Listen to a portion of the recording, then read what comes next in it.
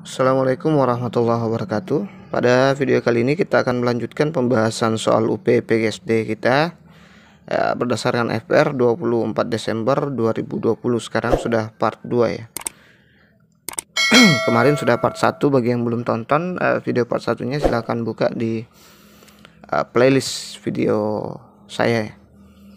Oke, bagi yang baru bergabung mohon bantuannya untuk klik subscribe.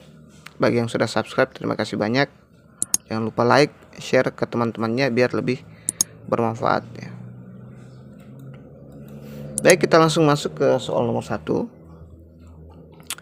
Bayangkan suatu ketika Anda sedang berjalan bersama dengan anak Anda. Tiba-tiba ada orang memaki Anda secara tidak sopan. Padahal Anda merasa tidak berbuat salah. Apa yang akan Anda lakukan? A. Membalas makian orang itu agar anak melihat Anda bukan orang tua yang lemah dan mengajarkan pertahanan diri. B. Menarik orang itu sambil membentaknya agar melihat bagaimana caranya membalas perlakuan orang yang tidak benar. C. Memberi pelajaran orang itu dengan membentaknya untuk menunjukkan pada anak bagaimana cara menjaga harga diri. D. Mendiamkan orang itu dan segera menyingkir dari tempat agar anak belajar bagaimana cara menghindari keributan. E. Mengajak bicara baik-baik dan tegas agar anak melihat bagaimana cara berkomunikasi dalam kondisi sengketa ya. Jadi untuk ini adalah contoh soal sosial kepribadian ya. Jadi ini masih soal sosial kepribadian.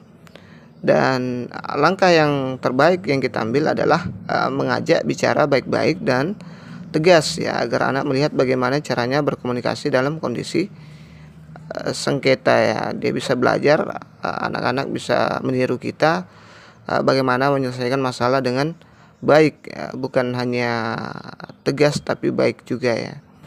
Jadi menurut saya option terbaik ada di option E ya. Oke, kita lanjut. Oke, jadi untuk jawaban-jawaban yang ada di sini itu adalah hasil jawaban saya ya. Jika ada yang keliru mohon dibenarkan di kolom komentar. Baik, salah satu kriteria bahan pembelajaran apresiasi SD kelas rendah adalah keterbacaan dan kesesuaian. Yang dimaksud dengan kesesuaian adalah A. Sesuai dengan kurikulum yang berlaku. B. Sesuai dengan kesiapan guru. C. Sesuai dengan kejiwaan siswa, usia, dan lingkungan siswa. D. Sesuai dengan tingkat pengetahuan masing-masing siswa di kelas tersebut. E. Sesuai dengan buku siswa dan buku guru. Jadi jawaban yang benar adalah sesuai dengan kejiwaan siswa, usia, dan lingkungan siswa ya. Ya, ini dia alasannya, unsur keterbacaan dan unsur kesesuaian ya. Saya ambil unsur keterbacaan juga karena siapa tahu nanti soalnya yang diambil itu adalah unsur keterbacaan ya. Dari berbagai definisi ini saya ambil dari kesimpulan beberapa definisi tadi yang sudah saya baca. Ini dari berbagai definisi yang memberikan hakikat keterbacaan atau readability, dapat disimpulkan bahwa keterbacaan itu adalah istilah yang digunakan untuk menggambarkan kemudahan atau kesulitan memahami suatu bacaan. Keterbacaan berkaitan dengan keadaan tulisan atau cetaknya yang jelas, mudah, menarik, dan menyenangkan untuk dibaca sehingga pesan yang disampaikan penulis benar-benar sampai secara tepat kepada pembaca. Jadi dalam pemilihan bahan ajar atau materi di sekolah dasar harus berpacu pada prinsip keterbacaan ini ya, agar siswa lebih mudah dalam memahami isi bacaan serta tertarik untuk membacanya.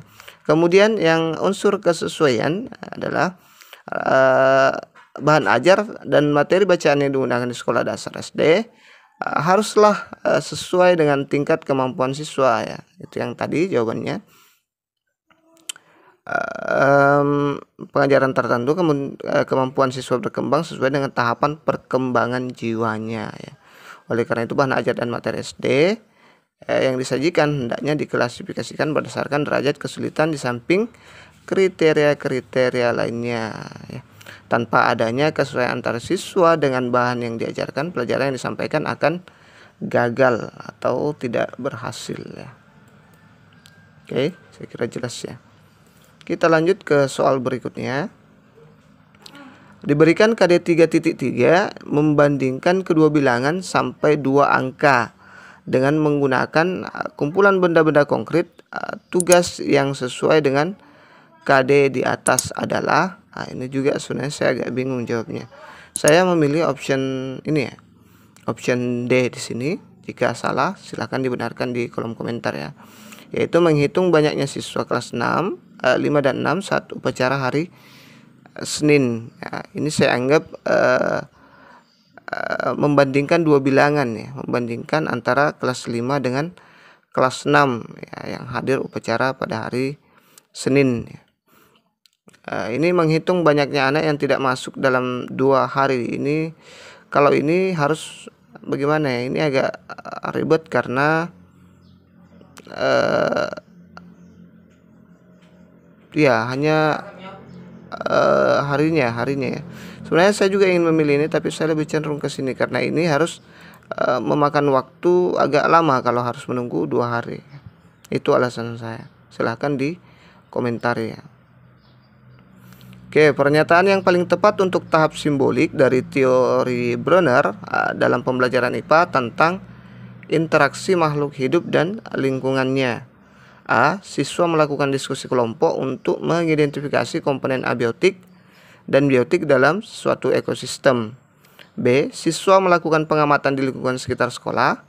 C. Siswa-siswa berdiskusi tentang gejala-gejala biotik dalam suatu ekosistem. D. Siswa mengkomunikasikan kesimpulan bahwa hewan dan tumbuhan sangat bergantung pada tumbuhan. Jadi jawaban yang benar ada di option D ya. Siswa mengkomunikasikan kesimpulan bahwa hewan dan tumbuhan sangat bergantung pada tumbuhan ya. Jadi teori simbolik itu intinya bagaimana menyimpulkan kembali dengan cara siswa ya, mengkomunikasikan kembali kemudian menyimpulkan dengan cara siswa. Ini dia penjelasannya. Teori Brunner adalah teori belajar matematika ya. Jadi Brunner itu adalah ahli matematika atau tokoh dalam bidang matematika yang terdiri dari 3 tahap, yaitu tahap enaktif, ikonik, dan simbolik. Tahap enaktif adalah tahapan belajar di mana siswa diberikan kesempatan dalam memanipulasi objek konkret secara langsung. Kemudian tahap ikonik adalah tahapan belajar di mana siswa memanipulasi objek konkret ke dalam bentuk gambar. Dan tahap simbolik adalah tahapan belajar di mana siswa memanipulasi gambar pada tahapan sebelumnya ke dalam simbol-simbol matematika ya.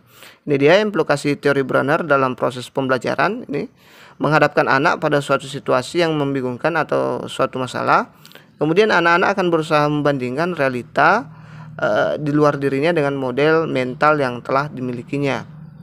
Dan dengan pengalamannya anak akan mencoba menyesuaikan atau mengorganisasikan kembali struktur idenya dalam rangka untuk mencapai keseimbangan di dalam benaknya. Jadi ini ya, saya berdasarkan acuan ini saya memilih tadi option ini ya. Siswa mengkomunikasikan kesimpulan bahwa hewan, jadi dia berusaha bagaimana menyimpulkan dan mengkomunikasikan ya. Oke, kita lanjut ke soal berikutnya. Apabila kemampuan yang diharapkan oleh guru IPS SD adalah siswa dapat menguasai dan memberikan pendapat tentang hakikat permasalahan sosial di lingkungan sekitar, maka jenis tes yang dapat diberikan oleh seorang guru IPS SD adalah A. Uji kinerja, B. Uraian, C. Menjodohkan, D. Objektif pilihan ganda, E. Benar salah. Oke, jadi jawaban yang tepat menurut saya adalah uraian ya. Kalau ini uji kinerja itu kan yang berhubungan dengan pekerjaan siswa ya, atau bisa dibilang dia psikomotornya. Kemudian menjodohkan itu dia tidak bisa memberikan pendapat. Objektif pilihan ganda juga seperti itu, benar salah juga seperti itu ya.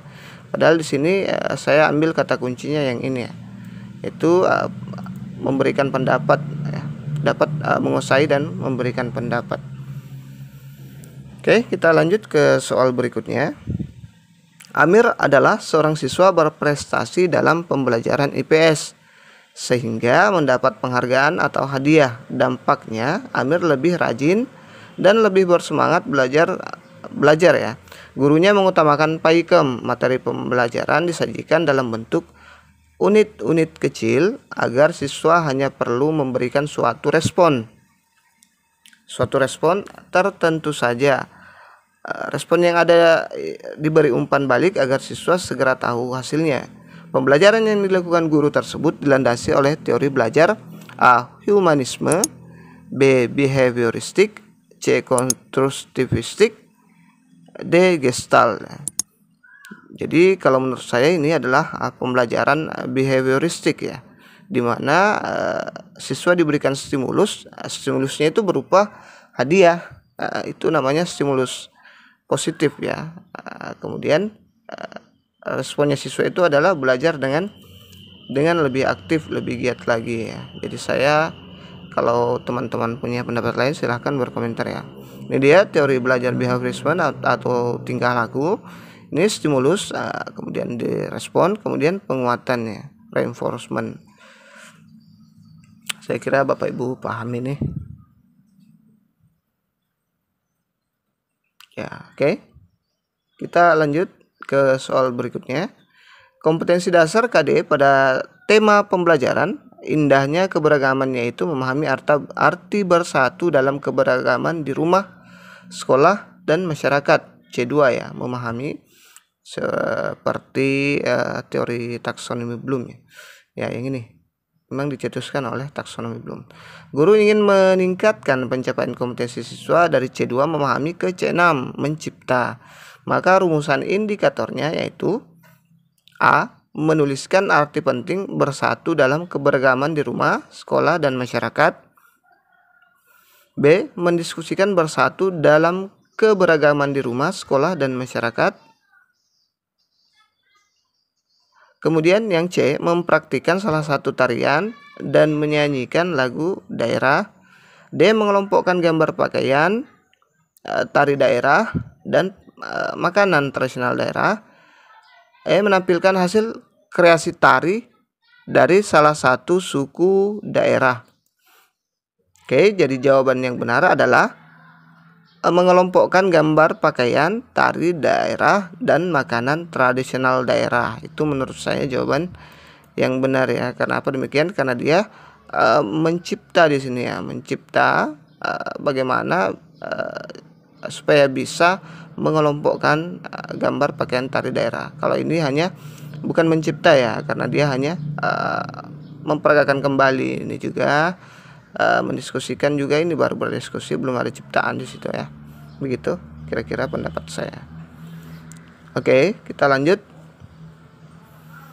Pak Budi menyusun indikator pencapai kompetensi, menjelaskan perambatan bunyi. Indikator tersebut masih perlu dirumuskan lebih spesifik menjadi tujuan pembelajaran. Maka pernyataan yang tepat untuk rumusan tersebut adalah A. Setelah melakukan percobaan, siswa dapat menjelaskan perambatan sumber bunyi dengan benar. B. Setelah melakukan percobaan, siswa dapat membandingkan hasil-hasil perambatan bunyi melalui benda padat, cair, dan gas. C. Setelah membaca instruksi, siswa mampu mempraktikkan langkah-langkah percobaan perambatan bunyi. D. Siswa dapat membandingkan hasil perambatan bunyi melalui benda padat, cair, dan gas dengan benar. E. Siswa dapat menjelaskan perambatan sumber bunyi dengan benar. Jadi untuk option ini saya lebih cenderung ke option A ya, yaitu setelah melakukan percobaan siswa dapat menjelaskan perambatan sumber bunyi dengan benar. Oke. Kenapa demikian? Ini mirip ya yang E, tapi ini kurang rinci karena kita tidak tahu bagaimana cara siswa melalui apa dia bisa menjelaskan perambatan bunyi. Di sini kan dia melalui percobaan ya, setelah melakukan percobaan. Kalau yang ini dia membandingkan ya, bukan menjelaskan. Kemudian yang C itu mempraktekkan, bukan menjelaskan. Ini juga sama, membandingkan ya. Oke, kita lanjut ke soal berikutnya. Dalam rencana pembelajaran RPP yang disusun guru, tujuan pembelajaran dimaksud untuk memahamkan konsep dengan mengajak berdiskusi dan memperlihatkan gambar letak wilayah Indonesia. Materi yang tepat untuk kegiatan pembelajaran tersebut adalah A. Perbandingan luas wilayah Indonesia dengan luas wilayah negara sekitar. B. Letak astronomis Indonesia. C. Letak Indonesia di wilayah-wilayah sekitar. D. Menggambar letak wilayah Indonesia. E. Hubungan wilayah Indonesia dengan wilayah negara sekitar ya. Jadi kalau saya cenderung ke option B ya, letak astronomis Indonesia. Ya, di sini kan apa tadi? Ya, siswa diajak untuk memahami konsep ya. Kalau A, C, kemudian D, kemudian E, itu tercakup semua di dalam letak astronomis Indonesia ya. Jadi ini kan ingin memahamkan konsep ya. Kalau ini tidak masuk yang menggambar letak wilayah Indonesia ya. Yang 4 ini, yang ketiga ini masuk ke option B. Seperti itu. Oke, kita lanjut ke soal selanjutnya. Siswa melakukan kegiatan dengan berpedoman pada langkah-langkah yang telah diterapkan guru, yaitu pembuktian luas permukaan bola. Kemudian diminta untuk menyimpulkan dan mempresentasikan di kelas. Strategi pembelajaran yang tepat yaitu A. Kooperatif, B. Inquiry, C. Problem solving, D. Discovery, E. Kontekstual. Jadi kalau saya lebih cenderung ke option D ya, E ya. Nih, kontekstual.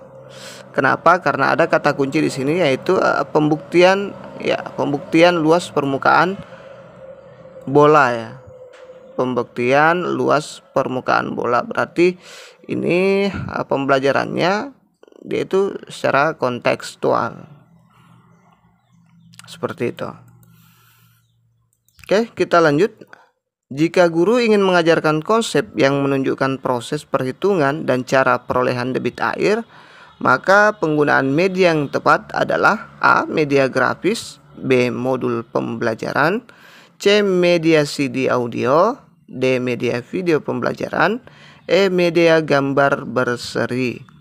Jadi menurut saya ini yang paling tepat untuk menunjukkan proses perhitungan dan cara perolehan debit air itu lebih nyaman, lebih enak jika menggunakan media video pembelajarannya. Itu menurut saya. Oke, kita lanjut ke soal selanjutnya. Ketika menyusun evaluasi pembelajaran yang dituangkan di RPP, seorang guru menuliskan beberapa jenis evaluasi pembelajaran. Salah satu jenis evaluasi yang akan digunakan oleh guru adalah evaluasi formatif. Evaluasi formatif ini dimaksudkan untuk menentukan hasil dan kemajuan belajar siswa. B. Memperbaiki dan meningkatkan proses belajar mengajar. C. Menempatkan siswa dalam program pendidikan tertentu yang sesuai dengan karakteristik siswa. D. Memilih siswa yang paling tepat sesuai dengan kriteria program tertentu.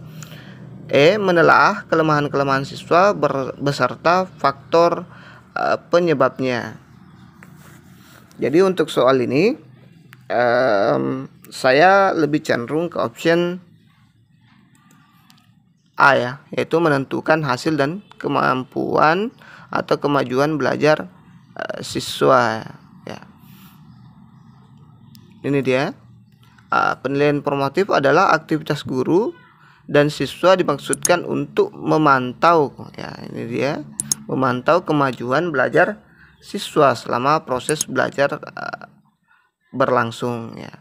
Kemudian tujuan penilaian formatif adalah untuk memperbaiki proses pembelajaran bukan hanya untuk menentukan tingkat kemampuan siswa. Jadi ada dua fungsi, yaitu untuk memperbaiki proses pembelajaran dan kemudian untuk menentukan tingkat kemampuan siswa, sudah sampai di mana kemampuan siswa. Oke, kita lanjut ke soal berikutnya. Pada silabus terdapat materi tentang 1. Teori-teori masuk dan berkembangnya Hindu-Buddha di Indonesia. 2. Kerajaan-kerajaan Hindu-Buddha. 3. Bukti-bukti kehidupan pengaruh Hindu-Buddha. Kegiatan pembelajaran yang akan dirancang oleh guru menggunakan pendekatan saintifik berikut yang merupakan contoh kegiatan menalar adalah: A. Membuat ringkasan dari hasil pengamatan outing di Candi Borobudur. B. Berdiskusi untuk mendapatkan klarifikasi tentang kehidupan masyarakat Indonesia pada zaman Hindu-Buddha. C. Mengumpulkan informasi terkait dengan pertanyaan tentang Indonesia pada zaman Hindu-Buddha melalui bacaan internet, pengamatan terhadap sumber-sumber sejarah yang ada di museum, dan atau peninggalan-peninggalan yang ada dilakukan di lingkungan terdekat. Kemudian menganalisis informasi dan data-data yang didapat baik dari bacaan maupun dari sumber-sumber terkait untuk mendapatkan kesimpulan tentang Indonesia pada zaman Hindu-Buddha. Hasil analisis kemudian dilaporkan dalam bentuk tertulis tentang Indonesia pada zaman Hindu-Buddha. Ini sebenarnya soalnya agak sulit ya menurut saya. Oke. Jadi saya lebih cenderung ke option D ya, menganalisis informasi ya, karena di sini dia kan yang diminta menalar ya. Jadi saya lebih cenderung ke menganalisis. Sebenarnya ini bagus juga yang C, tapi saya lebih kuat ke menganalisis ya, karena kata kuncinya di sini adalah menalar. Oke, jika saya keliru tolong benarkan di kolom komentar ya teman-teman. Oke, kita lanjut ke soal berikutnya. Indikator yang tertulis pada RPP adalah mengidentifikasi berbagai bentuk keragaman sosial budaya. Pertanyaan yang tepat diajukan oleh guru untuk mencapai indikator tersebut adalah: A. Ceritakan pengalamanmu terkait dengan keberagaman sosial di masyarakat. B. Tuliskan hasil wawancaramu tentang macam-macam pekerjaan dalam bentuk mind mapping. C. Tuliskan macam-macam pekerjaan tetangga di lingkungan tempat tinggalmu.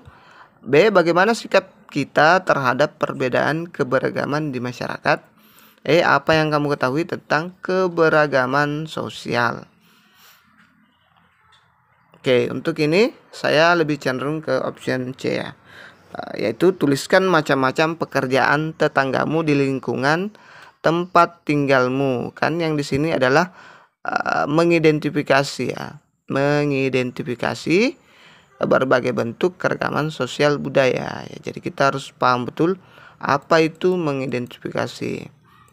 Ini alasannya, identifikasi atau penelaahan berasal dari kata bahasa Inggris yaitu identify, yang artinya meneliti, menelaah. Identifikasi adalah kegiatan yang mencari, menemukan, mengumpulkan, meneliti, mendaftarkan, mencatat data dan informasi dari kebutuhan lapangan ya. Jadi yang memenuhi persyaratan dari pengertian mengidentifikasi menurut saya yang C ya, yaitu mencatat atau menuliskan ya. Oke, kita lanjut ke soal berikutnya. Peserta didik diminta oleh guru untuk membaca artikel tentang populasi hewan langka yang semakin sedikit. Kemudian mencari data jumlah populasi 5 tahun terakhir dan hasil analisis divisualisasikan dalam bentuk diagram. Kegiatan tersebut untuk mengembangkan kecerdasan: A. Naturalis, B. Kinestetis, C. Visual spatial, D. Verbal linguistik, E. Logik matematis.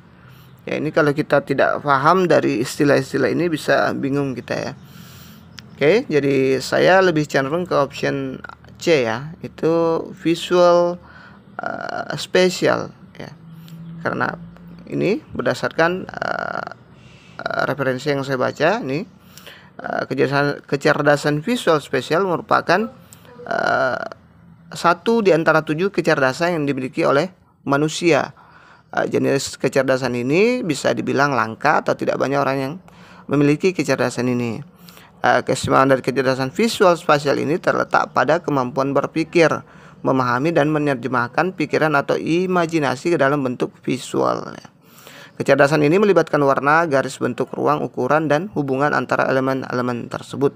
Itu yang saya maksud tadi. Nah, anak yang memiliki kecerdasan visual spasial biasanya mampu melihat suatu objek dari berbagai sudut pandang. Ia mampu merekam apa yang dilihat dan dibayangkan sebelum menuangkan ke dalam bentuk gambar yang detail. Nih, dia kan hanya diberi diagram untuk menguatkan visual spasial. Oke, kita lanjut ke soal berikutnya.